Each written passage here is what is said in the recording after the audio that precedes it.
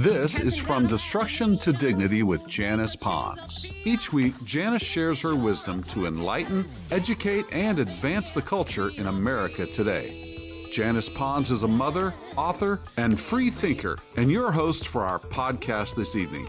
Now let's join your host, Janice Pons. Greetings, greetings, greetings. Come on in. Welcome, welcome, welcome. My name is Janice Pons. I am the host on our podcast, From Destruction to Dignity, Clinical Perspective, Spiritual Truths. Tonight, we're going to continue our amazing journey together. What is it that we don't talk about? We talk about everything, and we should, because we get understanding when we do. We've got our great flag behind us that represents our nation, our 50 states that represents the Constitutional Republic of the United States of America. We're going to continue to pray for our president, the cabinet of our president. We want our president. We want our nation to do well. We want every branch of our government to do well. And so we're going to continue on this journey. We're going to continue to lift up our Americans that are coming out of, they were struggling last year to 265,900,000. I like to say that number because I want to remember them. They need our help and support, and things are turning around. We're going in a different direction. We clearly have new leadership in our nation. We have the 2026 elections coming up. Next year, a lot of dynamics are going on, a lot of drama related to all of that, and these things are going to determine who are going to be the leaders in our nation. So tonight, we're in line with that. We're going to examine and dissect some things regarding the dynamics of the gravy train. We're going to talk about that, the gravy train. And we've heard it, the gravy train's over. What does that mean? What does that mean? The gravy train. All of this, the gravy train, ties into our clinical perspective, which is change is inevitable. So let's explore this together, my fellow Americans and my brothers and sisters. Remember, we're going somewhere, and it's expecting us when we get there. Come and go with me. You're invited. Let's go. There's an old saying that goes something like, sometimes good things come to an end. The bottom line is that we were sponsoring a gravy train. The bottom line is that a gravy train is a much exploited source of easy money. If I've said it once, I'll say it again. We were being used to pay for the housing, health care, education, child daycare, food, and free monthly money card of illegal immigrants. And we were also being used related to immigrants being paroled from prison in Haiti, Cuba, Venezuela, and Nicaragua, and the auspices under which that was set under, it was violated. It was willy-nilly. Timelines were violated. It was just a mess. And all of it was to get all these millions of people in. Just bring them in. Just bring them in. And we sponsored it while Americans suffered. And it was all to embolden the numbers to be controlled and manipulated by the Democratic Party, and to have more voters, illegally getting them in, but we pay for them, get them in, more slaves. It was a mess. But thanks to the change in leadership, that gravy train is over. And so the gravy train, let me just keep going. My mind goes off over here about, let me tell you what they were doing with this, and this, because the more I learn about these things, it's like, oh my God, that's what was going on over there. That's what they were doing. There is no way that our nation could have survived trying to maintain the willful, deliberate path that they had put us on. Crashing was the goal. Yet, we are going in an entirely other path now. Now, states will be ending their programs for illegal immigrants, saving millions and some billions of dollars. Since around 2020, Washington, D.C. and 7 states have opened their healthcare programs to illegal aliens. However, since President Trump's administration began, some states have abruptly changed their policy positions. According to the Associated Press, California, Illinois, and Minnesota, all heavily Democrat-run states, have announced that they will be scaling back or ending their Medicaid programs for illegal aliens. We were paying for that. When we looked at the state budget, the dollars were not there to support what was passed and what was being spent. Illinois, that's what they said, that's what they concluded. Illinois will begin slashing its Medicaid availability immediately. They started back. They've already started slashing it for illegal immigrants ages 42 to 64 for an estimated $404 million in savings for illegal immigrants. Guys, what in the world do we not understand about illegal?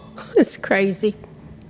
Minnesota likewise started the process of ending the program for adult illegal immigrants immediately.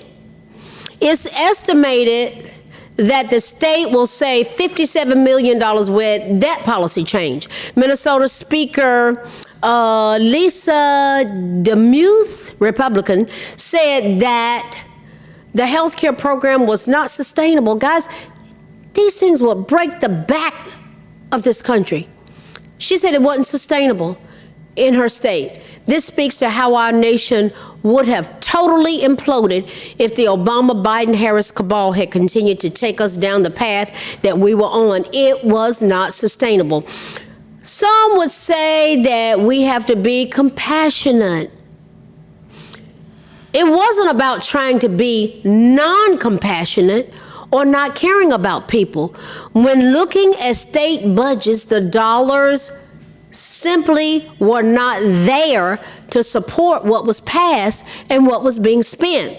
Estimates for the number of unauthorized, often called illegal, immigrants in the U.S. vary by source, but the Migration Policy Institute, the MPI, Migration Policy Institute, estimated that 13.7 million unauthorized immigrants in mid-2023, while the Pew Research Center estimated 14 million in 2023, and the Center for Immigration Studies estimated 15.4 million by January 2025.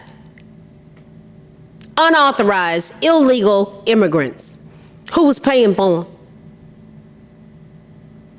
And these people, illegal people, they got American jobs.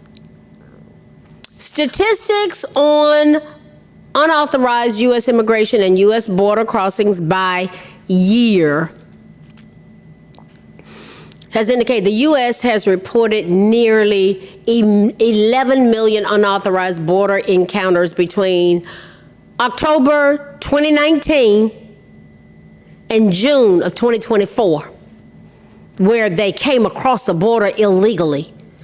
Just bring them in, bring them in.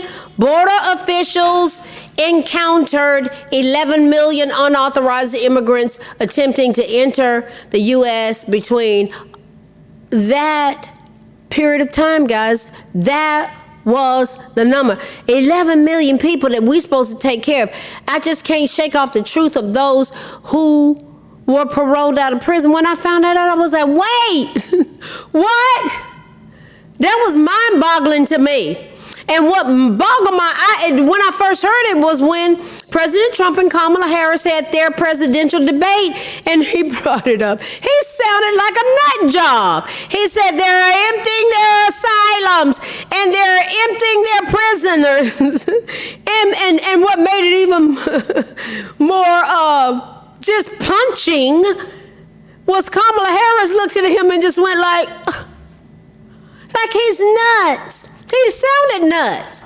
I said, what is he talking about? And then I started digging, and I saw the man wasn't nuts. He knew exactly what he was talking about. And she did too. She did too.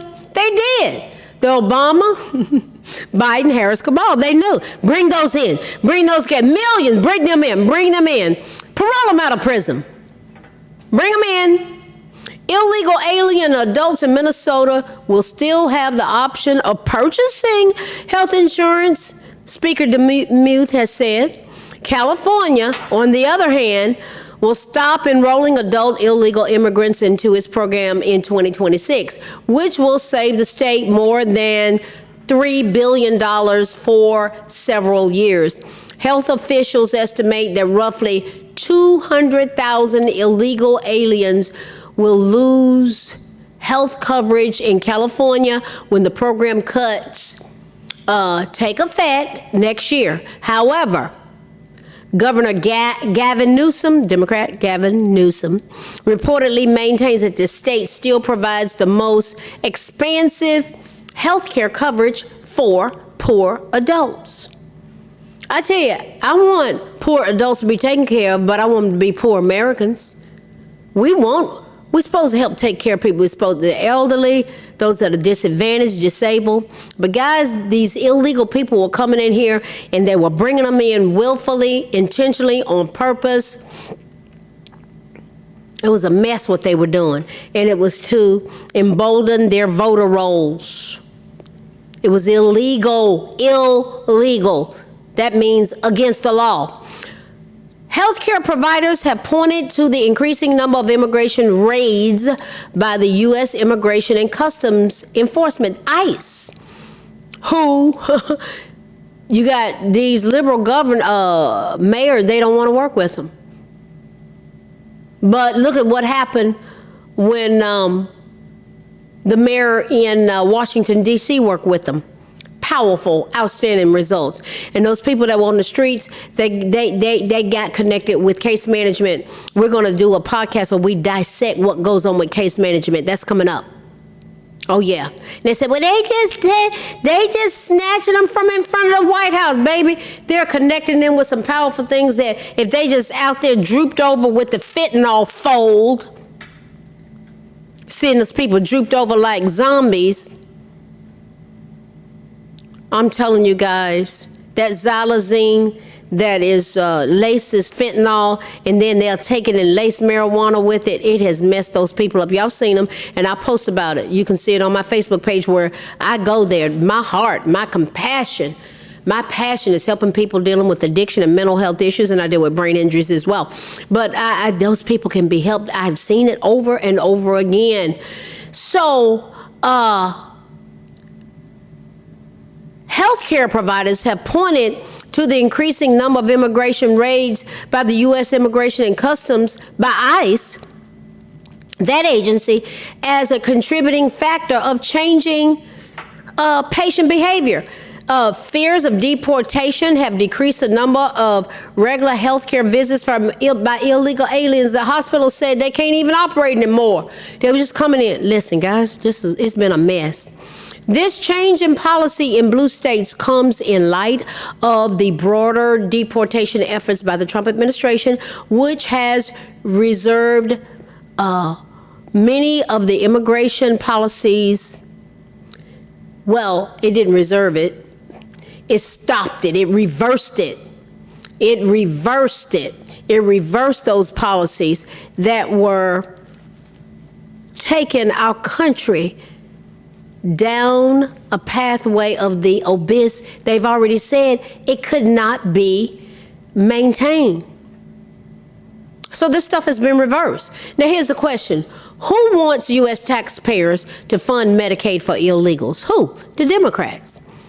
Who transported illegals all over the country and used our taxpayer dollars to pay for their food, housing, and medical care? Answer, Democrats. Who wants illegals to vote and is against voter ID? Answer, Democrats. Who is against deporting illegal people that had taken people's lives, had overtaking their bodies for their own pleasure. We know what those people are called. Violent gang members and child traffickers, sex traffickers. The answer, Democrats, they were defending this stuff. Just a couple of more reasons to vote all of them out. A lot of them are lying, Marxist, anti-American Democrats. This is not the platform of the Republican Party, guys. They aren't perfect, but they don't push these things. They don't push biological men standing there buck naked in the showers with our women in the military and saying, deal with it. This is true, guys. The DOGE team, Department of Government Efficiency, they discovered that FEMA had sent $59 million to a luxury hotel in New York City. What were they doing? Housing illegal immigrants. And when I saw Eric Adams and some of his leaders in his office, they were being carted off in handcuffs earlier this year. It was related to activity. A lot of this stuff related to activities that went on in these hotels in New York. Why were they handcuffed? What were they doing? That's all unfolding. Sending this money, bringing this money in, taking this money from our paychecks. Hard-working Americans, 78% that were living paycheck to paycheck, barely making ends meet. It violated the law, and it was in gross insubordination to the president's executive order. That money is meant for American disaster relief, and instead it was being spent on high-end hotels for illegals. Who were the ones that turned nursing homes into shelters to house illegals? Democrats. Who shut down community centers for our children so they could house illegals? Again, the Democrats. Ask people in Chicago. You got black people in Chicago. It's called, they flipping them. They say we're flipping red. They're fed up. The Democrats are in trouble, and they know it. The majority of American voters, whether they be Democrat, Independent, or Republican, do not want illegals in our country. They're illegal. The handwriting, you ever heard the handwriting's on the wall? You know what that means. It's inevitable. The handwriting's on the wall. What's interesting, my fellow Americans and my brothers and sisters, is that the Democrats don't have an alternative plan for anything. Their mantra is hate President Trump, not working with him, but it isn't working because he's getting things done, and the American public is singing. It's called MAGA, Making America Great Again. All of these dynamics speak to change, huge change. This leads us into our clinical perspective. Change is inevitable. Oh yeah, it's inevitable. Change is an unavoidable and constant aspect of life, whether it's personal growth, societal shifts, or environmental transformations. Change is always happening. Embracing this reality and developing strategies to adapt is crucial for navigating life's journeys. Here's why change is inevitable and how we can approach it. It's going to happen. It's a universal law. Everything in the universe is in a state of flux, from the smallest particles to the largest galaxies. Is constantly changing. This constant state of change is reflected in our own lives, with experiences, relationships, and circumstances constantly evolving.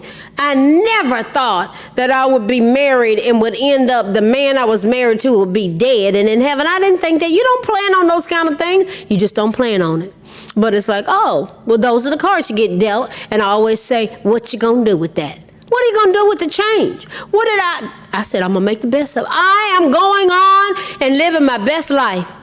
I'm going to live my best life and enjoy it. We have to adapt or don't. So what's the importance of an adaptation? What's the importance of that? Resisting change can lead to stagnation and missed opportunities for growth. I am soaring. And until God calls me home, I'm going to continue to soar. Learning to adapt to new situations, embrace challenges, and find new paths forward is essential for personal and professional development, guys. It just is. Now, what would happen if we develop a growth mindset? What would happen? A growth mindset emphasizes learning and development. It's crucial for navigating change. That mindset allows individuals to see challenges as opportunities for learning and growth rather than obstacles to be avoided. You run to it, you lean into it. Yeah, you do. What would happen? Guys, I love this kind of stuff. It changes people. I love being in environments that this is what we do.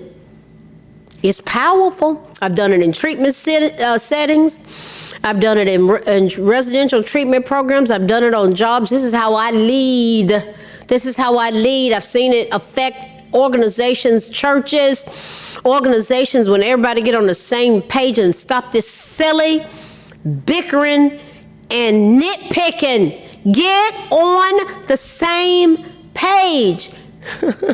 My God, and stop making things about dysfunction and drama and trauma. What would happen if we recognize the benefits of change? What would happen? Not dramatizing and traumatizing people. Guys, it's from the pit of hell. What would happen if we recognize the benefits of change? It could lead to new experiences, perspectives, and opportunities that might not have ever been possible otherwise. I love this. And to watch it unfold and be a part of it. It can push us outside of our comfort zones, forcing us to discover new strengths and capabilities. I love that. What would happen if we manage the stress of change? Yes, it's stressful. It can be stressful, but it's important to acknowledge and address those feelings. Say that this is different, but we use our strategy, skills, and tools.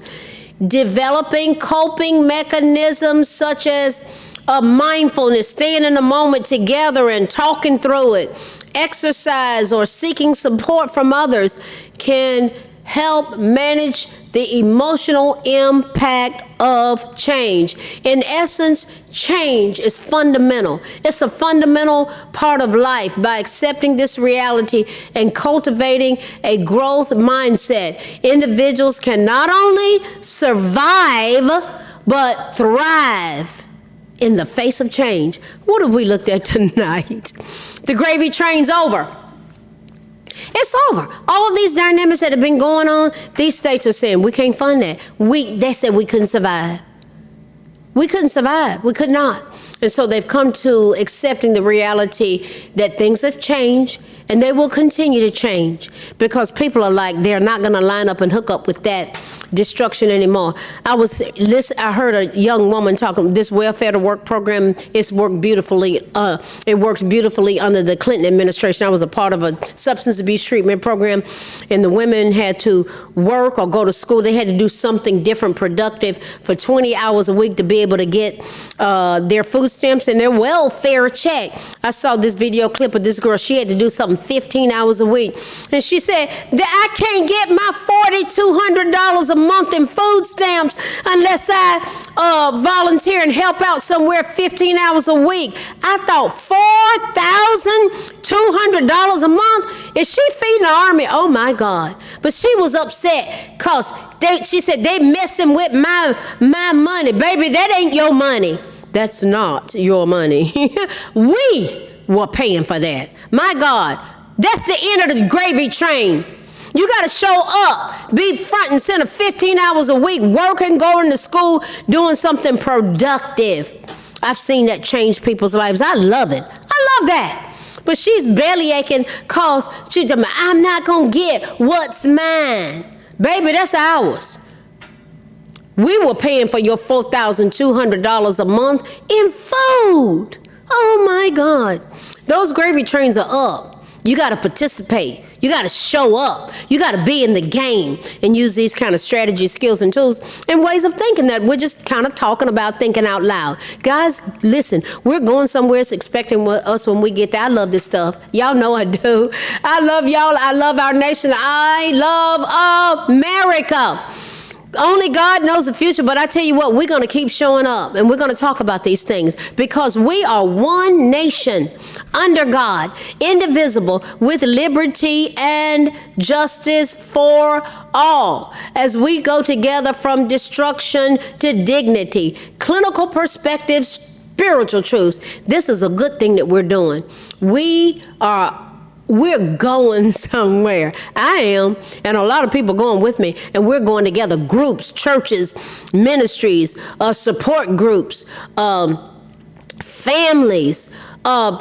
This Trump account, that motivates me to keep working, expanding my sphere. I want to show people how to think a certain way and encourage and support one another as we invest in our posterity. Guys, this is good stuff. I love it. Listen, we're going somewhere. Yes, we are. It's expecting us when we get there as we go together. From destruction to dignity, clinical perspectives, spiritual truths. Listen, I'm going to be talking more and more about the solidification related to the Patreon, the subscription, finalizing. You'll be seeing me talk about it, post about it. You'll find out about it. So keep your ears open. Thank you. I appreciate you guys. God bless you. I will see you next week. God bless you. Good night. Thanks for listening to this week's episode of From Destruction to Dignity with Janice Pons. Janice's mission is to provoke thought, bring awareness, and point people towards intervention when needed. As a reminder, this show is not therapy, but for educational purposes only. For more information, check out JanicePons.com or follow her on social media.